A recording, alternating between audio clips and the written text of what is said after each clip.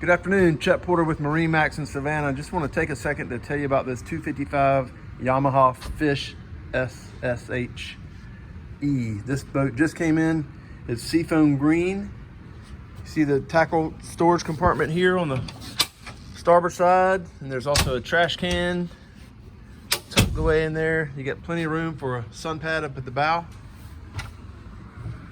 There's a center console that you can put a porta potty in, which is nice for those long trips.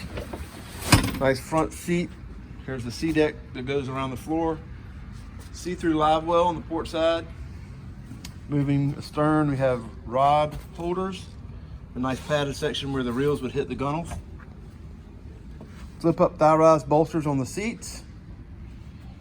Simrad touch screen and a connects screen here for all your GPS. Touch button start here, cruise control mode. Nice stainless steering wheel with tilt.